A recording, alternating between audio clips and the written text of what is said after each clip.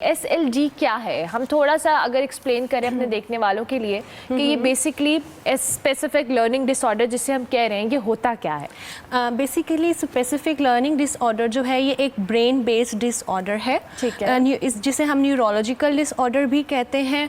इसमें जो बच्चा होता है उसकी जो लर्निंग पावर होती है, जो लर्निंग कैपेसिटी होती है, वो बाकी बच्चों से जो है वो थोड़ी डिफरेंट होती है, कम होती है। जैसे कि ये एक ब्रेन बेस्ड डिसऑर्डर है। इसमें जो आप ये कह लेंगे जो बच्चा है उसकी जो ब्रेन की वायरिंग है वो एक नॉर्मल ब्रेन की वायरिंग से थोड़ी डिफरेंट है। ठीक है। तो इसमें बच्चे को कहाँ पर बेसिकली बच्चे को एकेडमिकली जो है वो इश्यूज आ रहे होते हैं। सिम्टम्स क्या है कि अगर हमें हमारे घर में कोई बच्चा है, खुदा न खास्ता ऐसे जिसको ऐसा कोई मसला है कि वो स्लो है या वो उस तरह से पिक नहीं कर रहा चीज़ों को, सिम्टम्स क्या होंगे कि हमें पता है कि उसको स्पेसिफिक लर्निंग डिसऑर्डर है? सबसे पहले जो है वो बच्चा उसकी जो है ना कॉम्प्रिहेंशन बहुत पुअर होगी। वो अगर आप उसको कुछ भी रीडिंग करवा रहे हैं तो उसको नहीं समझ आ रहा होगा कि वो क्या रीड आउट कर रहा है, वो क्या वो अंडरस्टैंड नहीं कर पाएगा। उसकी रीडिंग फ्लुएंसी, वो तोड़ के वर्ड्स को पढ़ेगा, तोड़ के वर्ड्स को एक्यूरेटली नहीं पढ़ेगा, वर्ड्स स्किप कर जाएगा। और सबसे बड़ी बात, वो पढ़ने से भागेगा।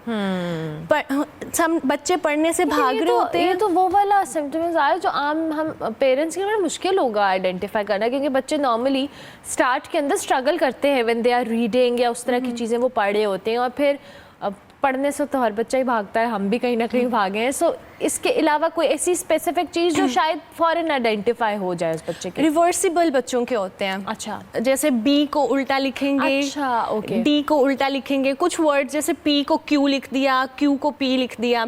मैथमेटिक्स में अगर हम जाएंगे 2 को उल्टा लिख दिया, 5 को रिवर्सिबल मिरर इमेजेस होते हैं, उनको डायरेक्शंस का नहीं पता चल रहा होता कि उन्होंने अगर कॉपी इंग्लिश को स्टार्ट करना है तो लेफ्ट साइड से करना है या राइट साइड से करना है।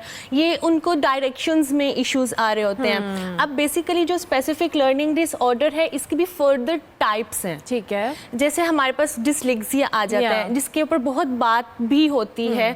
डिसलेक्सिया में हमारा जो चाइल्ड होगा, जो हमारा बच्चा है, वो 3 चीज़ों के ऊपर जो है उसकी मेन सिम्टम्स हैं। एक, उसकी रीडिंग फ्लुएंसी नहीं होगी, एक्यूरेटली वो रीड नहीं करेगा, और वो कॉम्प्रीहेंड नहीं करेगा कि वो क्या पढ़ रहा है, वो उसको बिल्कुल अंडरस्टैंडिंग नहीं होगी। और डिसलेक्सिया में ही आप देखोगे कि उसमें बी और डी के रिवर्स मिरर इमेजेस जो हैं वो आना स्टार्ट हो जाते हैं। बी उल्टा लिख दिया, डी उल्टा लिख दिया, डी को बी कर दिया, पी को क्यू कर दिया, क्यू को पी कर दिया। इसी तरह से लर्निंग डिसऑर्डर में एक फर्दर हमारे पास टाइप आ जाती है डिस्ग्राफिया। डिस्ग्राफिया, जी, व्हाट इज दैट? डिस्ग्राफिया में ये होता है कि बच्चे की राइटिंग जो होती है ना, उसमें उसको प्रॉब्लम आ रहा होता है। ठीक है। उसको नहीं पता चलता कि कहाँ पे उसने पंक्चुएशंस जो हैं वो करनी है, उसको कॉमा नहीं लगाना आता। सबसे जो मेन प्रोमिनेंट उसका सिम्टम होगा वो ये होगा कि बच्चा स्पेस नहीं देता। एक ही गो में उसने, अगर द डॉग इज वाइट है तो वो विदाउट स्पेसिंग, ठीक है, वो एक ही गो में लिख मुझे देगा। लग रहा है कि हमारे टाइम पे हम सबको कहीं ना कहीं मसले रहे हैं और हम आइडेंटिफाई नहीं कर। मुझे याद है कि मेरी बहन इसी तरह से मिला के लिखती थी लाइंस को, और मेरी जो हमारी अम्मी थी या जो भी हमें पढ़ा रहा होता था उनको ये प्रॉब्लम होता था कि ये आपने ज्वाइन करके क्यों लिखा है। उस वक्त तो आइडेंटिफाई नहीं हुआ था। ऐसा ही है। अब वही कि जैसे जैसे आपके पास अवेयरनेस आती जा रही है, अभी भी 90% जो है हमारे स्कूल्स में ये इस चीज़ के ऊपर अवेयरनेस नहीं है टीचर्स के पास। अब ये ठीक है, हमने बताया कि अगर आपके बच्चे को ये मसला है पढ़ने के अंदर, लिखने के अंदर, या वो रिवर्सल कर रहा है, जो भी मसला है, अब उसको आइडेंटिफाई हो गया करना क्या है, उसका कॉन्फिडेंस कैसे हो, उसकी ये चीज़ को ठीक कैसे किया जाए। इसके लिए basically you have to go to the firstly clinical psychologist. अच्छा, ओके, ठीक है। वो आपको एक प्रॉपरली बच्चे की एक फॉर्मल और इनफॉर्मल असेसमेंट्स करते हैं, जिसमें उनको सिवियरिटी लेवल, इसमें भी सिवियरिटी लेवल्स होते हैं। ठीक है। इनिशियली हमें नहीं पता चलता, ग्रेडिंग बढ़ती जाती है, जो आपका डिसऑर्डर है वो प्रोमिनेंट होता जाता है। ठीक है। तो वो आपको एक जो है वो प्रॉपरली जो है वो आपका एक डायग्नोसिस प्रिपेयर करता है, रिपोर्ट प्लान आपकी प्रिपेयर करता है, और फिर वो आपको रिमीडियल थेरेपीज़ जो हैं वो प्रोवाइड की जाती हैं।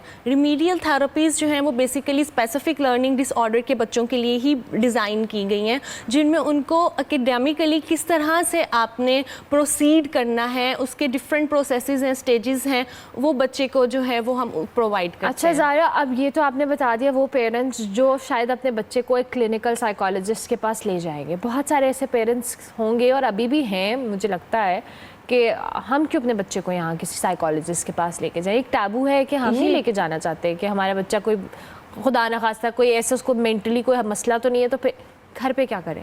घर पे बेसिकली जो है घर पे आप जो हैं उनको हेल्प आउट करें। अब डेफिनेटली आप हम लोग ऐसे मीडिया में हैं कि हमें अब वीडियोस मिल जाती हैं, हमें लर्निंग डिजिटल के ऊपर, हाँ। हमें डिजिटली लर्निंग मटेरियल इस तरह से प्रोवाइड कर दिया जाता है, आपको मिल जाता है, आप सर्च आउट कर लें जो है, और फिर आप उसको ब्रेक आउट करके चीज़ों को तोड़ के, क्योंकि बच्चा कॉम्प्रीहेंड नहीं कर रहा ना, तो इंस्ट्रक्शन फॉलोइंग फ़ौरन से वो प्रोसेस नहीं कर रहा, उसकी प्रोसेसिंग हमारे प्रोसेस सिस्टम से डिफरेंट है। तो आपने क्या करना है, उसको जैसे आपने उसको अगर बताया है, आपने कोई इंस्ट्रक्शन दी है, तो उसको ब्रेक डाउन कर दें, उसको चंक्स में ब्रेक डाउन करके उसको समझाएं कि मैंने आपको ये कहा है, रादर देन कि आप मारना पीटना या उसको। अच्छा, अब ज़रा इसमें एक फैक्टर है स्कूल्स का भी, जहाँ बच्चे एकेडमीज जाते हैं, स्कूल्स जाते हैं या ट्यूशन्स लेते हैं, उन बच्चों के लिए अब पेरेंट्स को तो हमने बता दिया, वो तो एक हद तक बच्चे को घर में टाइम दे सकते हैं, ज़्यादातर टाइम तो बच्चे का स्कूल में गुजरेगा या ट्यूशन्स में गुजरेगा। टीचर्स को ऑब्वियसली इस चीज़ का पहली बात पता नहीं है, अगर पता भी है तो उनको इसके हवाले से पता नहीं कि उन्होंने क्या बच्चे को किस तरह से ट्रीट करना है। तो क्या ट्रेनिंग हो सकती है और होनी चाहिए? क्या टीचर्स की भी क्लासरूम्स में जो बच्चों को पढ़ा रहे हैं कोई एक प्रॉपर सिस्टम हो जिसके तहत आइडिया हो कि जी बच्चा आइडेंटिफाई हो गया कि इसको ये मसला है, अब इसको इस तरह से टैकल करना है आपने? बिल्कुल, बेसिकली जो हमारे स्कूल्स हैं, जो हमारा एजुकेशनल सिस्टम है, इन लोगों को भी चाहिए कि काउंसलर्स और साइकोलॉजिस्ट जो हैं वो उनकी हायरिंग स्कूल में होनी चाहिए, स्कूल काउंसलर्स की, स्कूल साइकोलॉजिस्ट की, जिनके पास अब क्योंकि एक टीचर है उसके पास एक क्लासरूम में 20 to 25 स्टूडेंट्स हैं, वो डेफिनेटली एक बच्चा जिसको इशू आ रहा है वो उसके ऊपर उस तरह से फोकस नहीं कर सकती।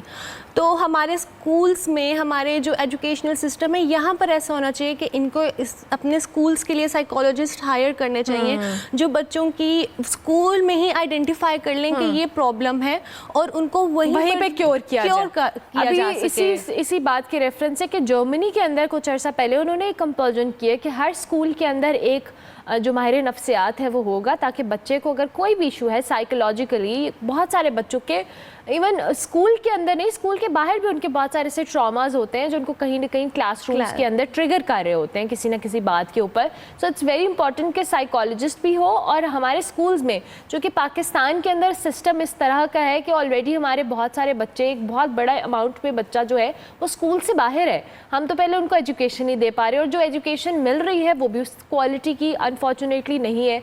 तो ऐसे में बच्चों की जो मेंटल हेल्थ है वो भी बड़ा असरअंदाज हो रही है। बिल्कुल ऐसा ही है। अब ये बच्चे डेफिनेटली क्लास में उस तरह से वर्कआउट नहीं कर पा रहे होते, बोर्ड से कॉपी नहीं कर पा रहे होते, पीछे रह जाते हैं, तो बुली भी होते हैं। हाँ, फिर टीचर भी बुली कर रहे होते हैं और बच्चे क्लास फेलोज भी बुली कर रहे होते हैं। फिर अब आप देखें कि वो एक तो डिसऑर्डर उस बच्चे को ऑलरेडी है, फिर उसके साथ उसके डिफरेंट इश्यूज स्टार्ट हो गए ना, सोशली वो इनएक्टिव होना स्टार्ट कर देगा, कॉन्फिडेंस सारा शटर हो गया, सेल्फ एस्टीम लो हो जाती है बच्चे की, कॉन्फिडेंस बिल्कुल खत्म हो जाता है, बुली हो रहा है, वो कहेगा कि मैंने तो पढ़ना ही नहीं है। बेसिकली बच्चे की भागने की रीज़न पढ़ाई से फिर यही होगी ना कि वो क्लास में बुली हो रहा है, एक मसला तो उसके साथ ऑलरेडी चल रहा है। ठीक है, तो ये चीज़ें हैं जिनको स्कूल्स वालों को जो है वो ट्रेनिंग की ज़रूरत है। ठीक है, thank you very much Zara, बहुत शुक्रिया।